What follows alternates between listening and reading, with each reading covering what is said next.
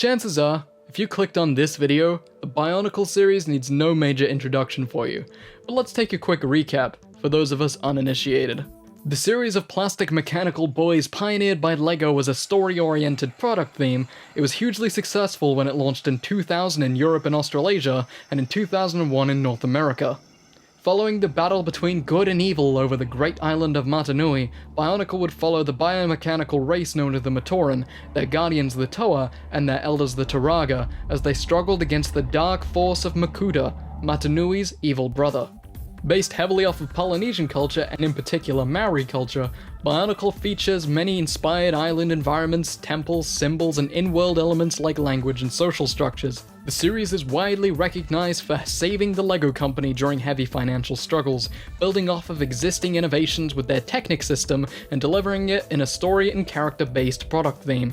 This meant that they could deliver a story and world to people who were looking for that kind of thing without having to pay royalties for something like Star Wars. Following stylistic, ideological, and tonal iteration after iteration between its lifespan of 2000 and 2009, Bionicle brought with it not just sets and toys, but it also brought lore, books, comics, encyclopedias, board games, and important to today's video games. The rich lore, identifiable characters, and masks especially, made the series rife for merchandising, and who wouldn't want to step into the world that they've just fallen in love with?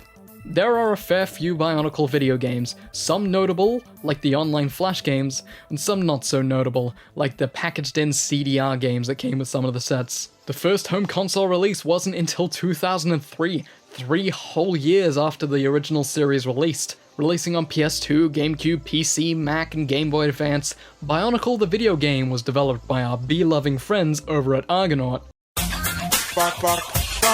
It coincided with the release of the first major Bionicle animated film, The Mask of Light. This ain't your daddy's Lego. It was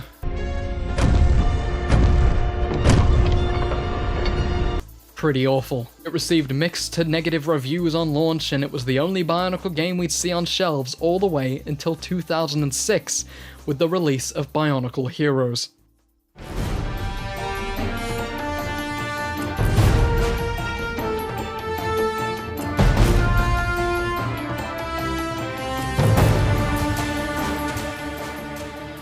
Developed by Traveler's Tales, whose relationship with LEGO I detailed in the last review of LEGO Star Wars 2, Bionicle Heroes sought to take the formula that had been established in LEGO Star Wars and apply it to a third-person combat shooter based off the Bionicle property. Featuring gameplay more oriented towards a younger audience, it featured assists like automatic aim and infinite lives and forgiving difficulty, but it still couldn't find its audience as again, it released to generally mixed to negative reviews for the home console releases. However, oddly enough, the handheld versions would be received a fair shake more positively, and they even had their own unique spin on what the game would be. The NDS version is a first-person shooter, and the GBA version is a top-down run-and-gun shooter. We're only going to be looking at the DS version today, but I'm guessing you knew that because it's in the title of the video. Again, Traveler's Tales trusted the guys at Amaze Entertainment to deliver the DS version of the game. But apparently it's the best version of the lot, so can they win my trust back with this one? Can they redeem themselves for the horror show that was LEGO Star Wars 2? Let's find out. Right away we can see production value here is honestly pretty nice. Lots of parallax visual elements scrolling on both screens with some decent character renders creates a visually appealing and professional look. While the home system version utilizes a white text version of the normal LEGO game UI, this version really goes ham on making everything look industrial and grungy, and it really carries through the aesthetic choices the theme was going through at the time. It feels a lot more unique to the game and helps set it apart from being just a half-sibling in another experimental LEGO game. Jumping into level select, we can see that each section of the island of Voyanui is available to us immediately, being headed by their own Paraka boss in an almost Mega Man fashion. I appreciate this design choice because it means that no environment is structurally more important. They all have an individual difficulty curve that gets harder the deeper you dive into each world. This seems like it might get distracting if the difficulty keeps looping and you decide to play each world in succession, but they're more or less the right length that the circular difficulty lap just feels like taking a breather, so the combat situations don't remain strenuous for an extended period of time. What is a remyriad? That is not a word that I just said. It also themes the locations with the sense of unity that is often described in Bionicle lore, that no element is more powerful than another, no tribe or village superior. We were separate. and without purpose. So the Great Spirit illuminated us with the three virtues: unity, duty, and destiny. Apart from Takanuva, Tower of Light, that dude was already OP, and that was before he went to the gym and became a swole boy. Actually jumping into a level though, we can see how technically proficient the game is. For a first-person DS game, it's pretty dang impressive. While not as conceptually detailed or environmentally dense as Metroid Prime Hunters, without the special effects and higher frame rate that makes something like Moon or Dimension impressive, it still has a lot to offer. Diverse locales, recognizable characters that maintain their LEGO Technic colorful look. They've even got cool vertex lighting that adds to the atmosphere and a variety of cool weapon effects. Every now and again, when a bunch of enemies are on the screen, the frame rate will dip, but frame timing remains responsive, so the game and the combat feel just as nice, just a little bit choppier. Playing the game actually feels a lot better than expected, and whilst the cursor aiming setup is very fluent and responsive, I found the corners of the DS started to dig into my hand after I could even finish one world, so I had to quickly switch to the button setup. Surprisingly enough though, the game controls surprisingly well in this mode. The cursor movement is slow, but more often than not, you're facing close enough to an enemy that, as long as you're facing their general direction, you can hit them. Core combat feels very old school, with lots of enemies using projectile weapons and melee-only creatures that get up all in your face just trying to slash at you. It's a lot of fun. There are 6 different Toa elements to collect, which will adorn you with a new weapon, and a secondary ability, and for each element, a trio of masks which increase your weapon in power. These masks are a nice little bit of fan service as they follow the previous Toa that worn them in past generations, progressing from Mata to Metru to finally Ignika. It's a really cool touch, and I'm glad to see that these masks get recognition in this version, where they seem to be entirely absent in the home console versions. I got pins and needles and it hurts a lot. Ooh. Thankfully, all these weapons share a power source and you only have to manage a singular ammo meter. Sadly, with multiple weapons to choose from, a lot of the weapons feel very pointless or underutilized. For example, Motoro's ice weapon zoom function is almost impossible to use at worst without a cursor, and impractical at best. And even when you do get a wrangle out of it, the only real use during the core game is in the boss fight you need to beat to get that function. Harley's water cannon beam feels like it's just too short in range to justify its damage trade-off, feeling like you're just shooting short of an enemy you think you can hit. Kongu's area of effect lightning weapon has its uses, but is pretty situational. Hyuki's grenade launcher, whilst powerful and satisfying to use, is made redundant even when fully upgraded by Jalla's fully upgraded flame cannon, which has an alt fire that kind of just makes the grenade launcher redundant. It's awesome. In fact, a lot of the weapons seem to pale in comparison to the flame cannon. It's a primary automatic fire with high damage and a decent range, and the aforementioned amazing alternate fire. It's the perfect all-rounder weapon, and I didn't find a single enemy I couldn't deal with it. The only weapons I found myself switching to in the end during the core game were the powerless stock assault rifle, which has unlimited ammo and allows you to regenerate your power when using it, so it was really more of a fallback weapon, and Nuparu's shotgun-style weapon for ultra-close combat.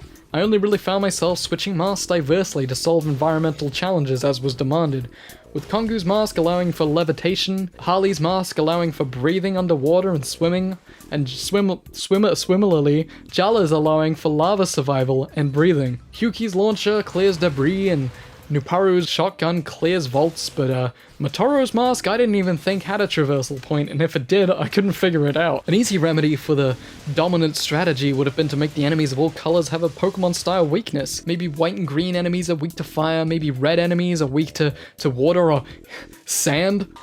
Makes glass! This would have forced the player out of their comfort zone and made them experiment with different kinds of weapons they wouldn't typically switch to. Maybe this was a blessing, however, as switching weapon with the DS's button layout and touchscreen layout is kind of a pain. Switching masks is mapped to the touchscreen, and that means taking your eyes off combat, so most of the time you have to stop, take a bunch of damage while you figure out which mask is where, and then switch to it. There is a way of doing this with a button, but it's the select button, which is already incredibly hard to press, at least on the DS Lite. It's just all sharp and it fucking hurts. It's a shit button. You have to keep pressing it to switch to the mask that you want, meaning you have to sit there and spam until you realize that you've got the right one equipped. A way to remedy this would have been to have the select button be maybe a quick select, so you can go back to the last weapon you had equipped, sort of like Counter-Strike and Half-Life 2. That would have worked. These problems don't knock the core combat though, as that remains solid even with the wasted weapon potential. Circle strafing, jumping, and projectile management, mixed with rechargeable health and ammo, the game likes to keep you moving. And the only time you'll be moseying about the levels is looking for stuff like grinding for cash, or unlocking extras, or looking for collectible runes, or solving incredibly simple lock and key puzzles. Unfortunately, level design lets down the combat quite a lot. Firstly, the environments never really account for opportunities to use secondary abilities in combat. They're only ever used for exploration and collectibles, and this is sad. Imagine if the combat arenas had lava tubes you could swim through, or underwater flank points, or flying platforms that you could get to with Kongu's levitation to then switch to Asmatoro and then snipe enemies from that vantage point. Those are just a couple of ideas off the top of my head, and they really don't put this to use. The basic arena designs are decent, with a good eye for enemy spawn points and verticality. Again though, the Achilles heel here is that progression is locked until all enemies in the room are defeated. I don't mind this mechanic every now and again, but when it's every instance, it becomes stale, predictable, and worst of all, restrictive. Part of what makes the FPS giants of old, like Quake and Doom, is how levels can be traversed, enemies can be avoided, and gauntlets can be leaped just with enough speed, intuition, and decision making. If I manage to make my way through a pack of enemies without getting killed and get to the door for the next area, I think I should be rewarded regardless of whether I've killed everything, because it still took some skill to get there, sometimes even more so. To make it even worse though, sometimes an enemy will spawn behind you after you've passed a point, so you'll be crawling around looking for a key to the door, or you think you've missed something important and then you just realize that there was a bow rock hiding behind a pillar. Round boy, eat shit. I think, however, this is a direct symptom of the game's incredibly forgiving difficulty. Knowing it was tried and tested on LEGO Star Wars, LEGO incorporated the same infinite lives, instant respawn, and lose a little bit of cash system implemented into those. Whilst in the console version of Bionicle Heroes, there's still plenty of stuff to buy and collect, both versions, and the DS especially, don't have enough use for the cash that it feels like there's enough risk in losing it whenever you die. Oftentimes I found myself again and again just whittling tougher enemies down without taking too much care for whether I survived, because I just didn't care all that much about the consequences, and once I realized this, the entire feeling of risk dissipated. In the LEGO Star Wars games, you can use the cash you earn to get collectibles, fill out the supercut requirements, and most importantly, choose and buy from a huge roster of lovable and known Star Wars characters. It really feels like there's a use for the cash that you earn. In Bionicle Heroes, however, all the characters are unlocked through normal progression, and there aren't that many of them.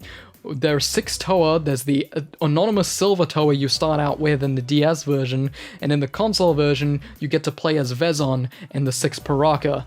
But outside of that, there's still only a dozen at most if you're playing the home console version. On DS, that's 7 characters, and you don't even have to buy them. Traveler's Tales obviously wanted to bring over elements of their best-selling LEGO Star Wars series because it made sense, but ironically, these are the things that held Bionicle Heroes back. The DS version especially hurts from this. The mismatch with Amaze Entertainment's far different version for the game is incredibly apparent. Had the game gone with a more traditional FPS difficulty of checkpoints for instances, and life preservation, and projectile avoidance, it would have been far more exhilarating and far more gripping. Sadly, it just falls apart as far as difficulty is concerned. And you know what makes this all the more apparent?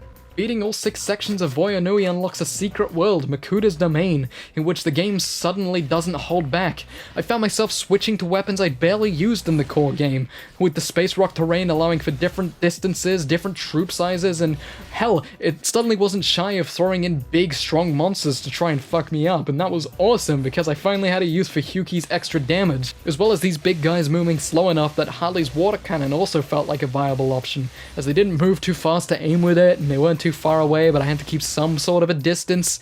Hell, I actually found myself using the weapons I'd used most in the core game the least in these levels, which is more of a shame because these levels are so damn short. They have no alternate paths, and they're just a linear instance-to-instance sort of deal.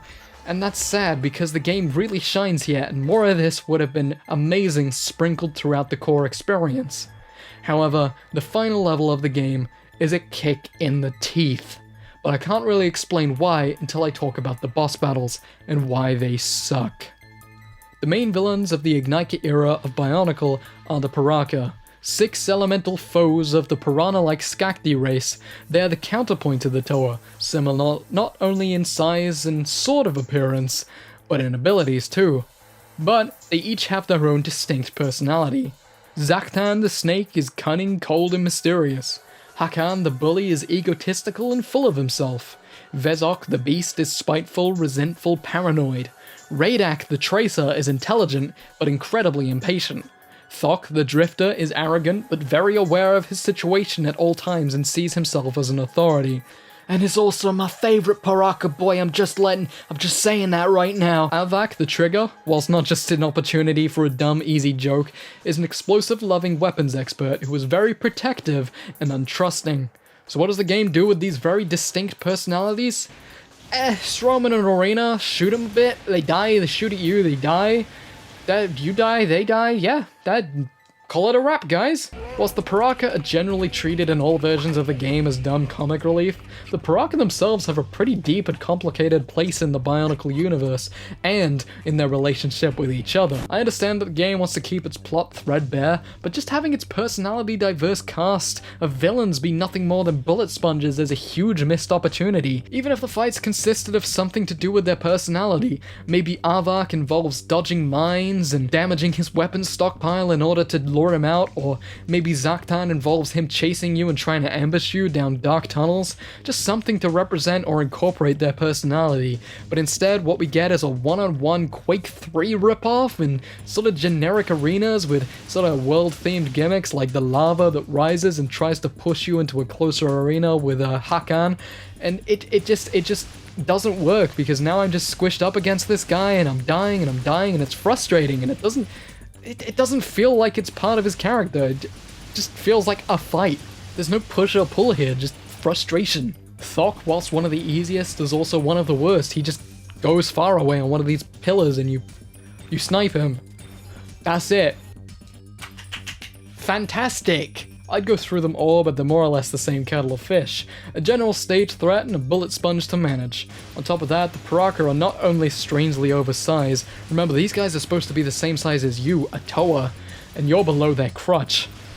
But their AI is atrocious. They get stuck in walls, they run away without any real reason, and then they just shoot you with hit scan weapons, which at this point in the game feel alien as far as difficulty is concerned, where all of the mob enemies use projectile weapons, these guys can just go bap, bap, bap, and hurt you immediately. It sucks, and it just ends up a grind of dying, respawning, grinding more than any point in the game. It encourages a much different, and at this point, frankly, alien method of play where you have to take cover and hide behind things, and it doesn't feel like the rest of the game, and for that reason, if any, it sucks on just a pure mechanical level. Well, now that you understand why the boss fights suck so much, you can understand why I feel like the last level in the game is such a slap in the face. The level title and art implying that you're going to go up against Makuta Pterodax himself, the biggest, evilest bad in the entire Bionicle universe. You get in, you see this giant statue with big red eyes, and then you just fight the 6 Paraka in sequence as they appear on static platforms. This time they don't even have the benefit of their stage gimmicks, they just stand there and they shoot you, and they soak up bullets, and then they die, and then the credits roll, and then that's it. That's it. That's how it ends. That's what I get for beating these gauntlet-like stages and then getting here. Thanks, Bionicle Heroes. You really sent me out on a wet fart. Whew, boy, that was a mixed bag. Admittedly, I complain about a lot of stuff, but this is a review, isn't it? For what it is, Bionicle Heroes is one of the best 3D shooters on the DS. I have no doubt about that. It's a seriously underpowered console. Even for the time, it paled in comparison to what the PSP could pull off in 3D. Despite some standouts like Mario 64 DS, Metroid Prime, and Kingdom Hearts 358 over 2 days, there are others I'm sure, but a lot of 3D DS games are very rudimentary in their 3D implementation. And I honestly remember the 2D or 2.5D games more. They really stuck with me a lot more in general. For a side game like this, for what was likely a lower budget LEGO game than Star Wars to begin with, Amei is doing such a great job with implementing verticality, environmental variety, relatively large levels, and a degree of non-linearity with lots of enemies and items spawning in, the tactical leap from the horror show that was LEGO Star Wars 2 is incredibly impressive for the company, and the design choices and direction they chose made the DS game a memorable and unique experience. There's a lot more to like than there is to dislike, and I'm really happy that they pulled this off to the degree that they did. Is there wasted potential here? Sure, there are a couple of ideas that could have been fixed really easily, and a couple of major problems with the underlying game design, but for such an ambitious title, I can forgive them. So yes, Amaze Entertainment, you've redeemed yourself with this one. That was meant to be like a... There we go, I did it. Sadly, Bionicle Heroes would be the last Bionicle game to hit store shelves, before the series came to an end, where it would ultimately be rebooted in 2015 to end in 2016. However, the legacy of the series lives on in online communities and shitposts and people printing their own parts. This shit is insane. All of the written media is also preserved on sites like Biomedia Project, along with the online Flash games and some of the portable, more lightweight computer games. The community is more alive now than ever, and you should honestly check it out. Whilst nostalgia plays a powerful role for yours truly, the mysterious atmosphere and quality of the lore and sets still make Bionicle a perfect series to dig up and discover, either for the first time or all over again, and I couldn't recommend getting into it more, especially with the resurgence of interest in the past couple of years. Bonkle is life, Bonkle is good, drink your milk, Haraka! Hopefully you guys enjoyed the video, and a special thank you if you came over from Bionicle Mask Posting. You guys are an awesome community, and I'm so happy I'm not one of the only one who remembers this hella franchise. I'm also gonna do the classic YouTube meme and let you guys know I'm doing the Patreon thing again. Shoutouts to current patrons Jay Lewis, Patrick Sykes, and Martin Abbott. You guys are awesome. I'll leave a link in the description where I've set out my reasoning and goals. The short of it is, not only have I not broken monetization threshold, I'd rather just keep the channel ad-free, and not have to make videos on trending topics or rush to the grindstone to have any hope of reimbursement. It's not a fun way to produce content. I've been there, and it's arse. No pressure, of course. Even as a not patron, you'll be able to enjoy my videos ad-free until the goal is hit. Elsewhere, I have a Humble Store partner link in the description, in which Humble Bundle lists incredibly cheap games that help raise funds for charity. Feel free to tell me what your favorite Bonkle Boy is, and why, in the comments below. Consider liking and subscribing, and checking out what else I've done. Maybe something that really tickles your fancy. Bye-bye.